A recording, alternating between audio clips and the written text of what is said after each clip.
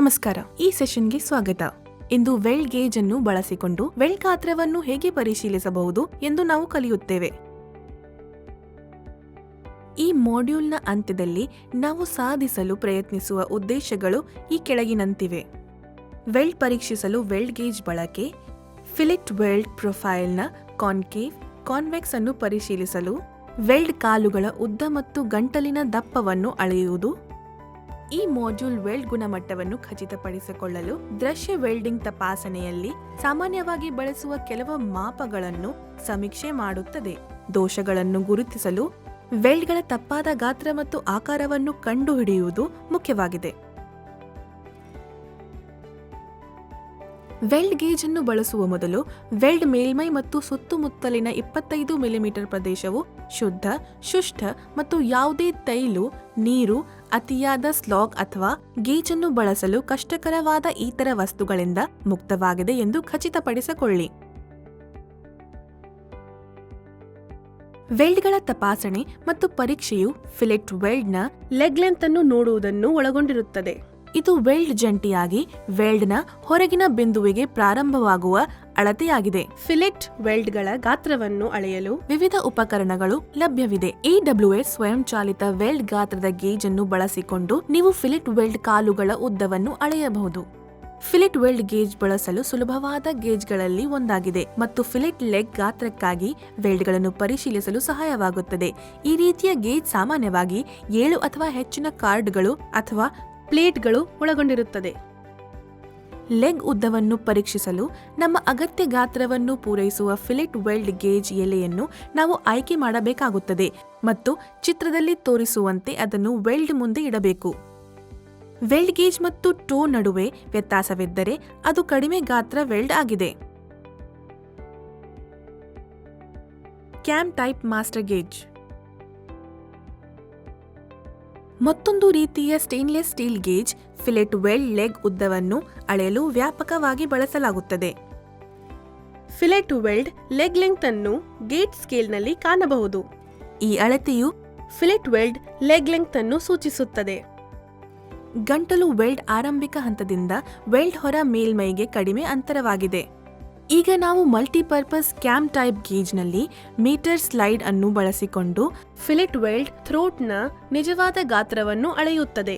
Slide ಅನ್ನು ಸಂಪೂರ್ಣವಾಗಿ ವಿಸ್ತರಿಸಿ ಮತ್ತು ಅದರ ತುದಿಯನ್ನು ವೆಲ್ಡ್ ಹೊರಗೆ ಇರಿಸಿ.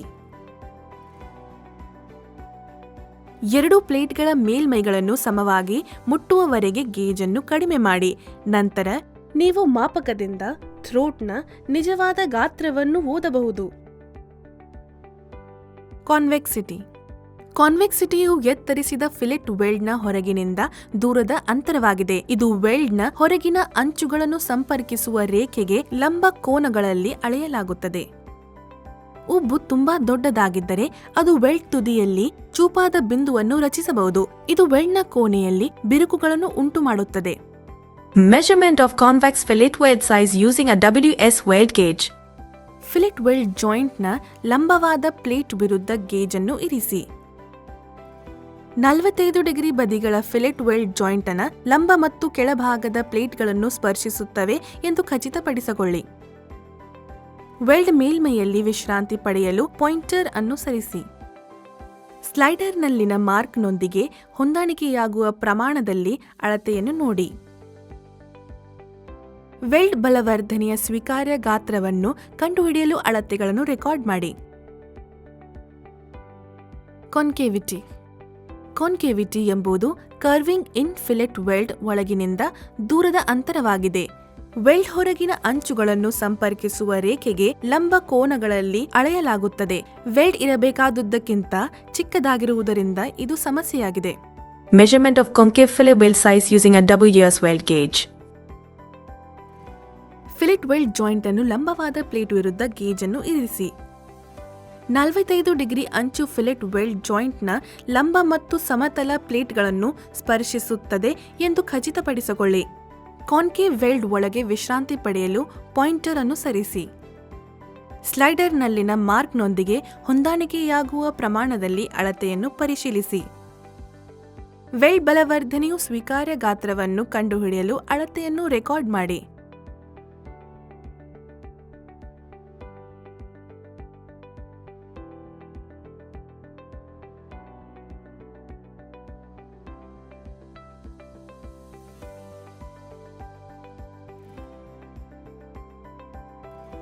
Weld reinforcement. ವೆಲ್ಡ್ ಬಲವರ್ಧನೆಯು ತೋಡು ಅಥವಾ ಬಟ್ ವೆಲ್ಡ್ ಅನ್ನು ತುಂಬಲು ಅಗತ್ಯವಿರುವ ಹೆಚ್ಚುವರಿ ವೆಲ್ಡ್ ವಸ್ತುವಾಗಿದೆ. ಇದು ಮೂಲ ಲೋಹದ ಮೇಲ್ಮೈಗೆ ಅಂಟಿಕೊಳ್ಳುವ ವೆಲ್ಡ್ ಭಾಗವಾಗಿದೆ. ಈ ಹೆಚ್ಚುವರಿ ವಸ್ತುವು ತುಂಬಾ ಹೆಚ್ಚದಾಗಿ ಇದು ವೆಲ್ಡ್ ಅಂಚಿನಲ್ಲಿ ಚೂಪಾದ ಬಿಂದುಗಳನ್ನು ರಚಿಸಬಹುದು. ಇದು ಬಳಕೆಯ ಸಮಯದಲ್ಲಿ ಒತ್ತಡ ಮತ್ತು ಬಿರುಕುಗಳಿಗೆ ಕಾರಣವಾಗಬಹುದು. Measurement of the weld reinforcement using AWS weld gauge. Groove ವೆಲ್ಡ್ನಲ್ಲಿ ಎಷ್ಟು ಹೆಚ್ಚುವರಿ ವಸ್ತುವಿದೆ ಎಂಬುದನ್ನು ಪರಿಶೀಲಿಸಲು ಗೇಜ್ ಅನ್ನು ಇರಿಸಿ. ಇದರಿಂದ ಹೆಚ್ಚುವರಿ ವಸ್ತುವು ಗೇಜ್ನ ಕಾಲುಗಳ ನಡುವೆ ಹೊಂದಿಕೊಳ್ಳುತ್ತದೆ. ನಂತರ ಪಾಯಿಂಟರ್ ಅನ್ನು ವೆಲ್ಡ್ನ ಮೇಲ್ಮೈಯನ್ನು ಮುಟ್ಟುವವರೆಗೆ ಸ್ಲೈಡ್ ಮಾಡಿ. ಅಳತೆಗಳನ್ನು ಗಮನಿಸಿ ಮತ್ತು ಅದಕ್ಕೆ ಅನುಗುಣವಾಗಿ ದಾಖಲಿಸಿ. ಈ ಮಾಡ್ಯೂಲ್ನಲ್ಲಿ ನಾವು ಕಲಿತಿದ್ದೇವೆ: ವೆಲ್ಡ್ ಗೇಜ್ ಬಳಸಿ ವೆಲ್ಡ್ ಗಾತ್ರವನ್ನು ಪರಿಶೀಲಿಸಲಾಗುತ್ತದೆ. ವೆಲ್ಡ್ ತಪಾಸಣೆಗಾಗಿ ವೆಲ್ಡ್ ಗೇಜ್ ಅನ್ನು ಹೇಗೆ ಬಳಸುವುದು? ಫಿಲೆಟ್ ವೆಲ್ಡ್ ಒಳಮುಖವಾಗಿ ತಿರುಗುತ್ತದೆಯೇ ಅಥವಾ ಹೊರಕ್ಕೆ ಚಾಚಿಕೊಂಡಿದೆಯೇ ಎಂದು ನಿರ್ಧರಿಸುವುದು. ವೆಲ್ಡ್ ಲೆಗ್ ಲೆಂತ್ ಮತ್ತು ಅದರ ಮಧ್ಯದಲ್ಲಿ ದಪ್ಪವನ್ನು ಅಳೆಯುವುದು. ನಾವು ಈ ಅಧಿವೇಶನದ ಅಂತ್ಯಕ್ಕೆ ಬಂದಿದ್ದೇವೆ. ನೀವು ತಿಳಿದುಕೊಂಡಿದ್ದೀರಿ ಎಂದು ಭಾವಿಸುತ್ತೇವೆ. ಮುಂದಿನ ಅಧಿವೇಶನದಲ್ಲಿ ಸಿಗೋಣ.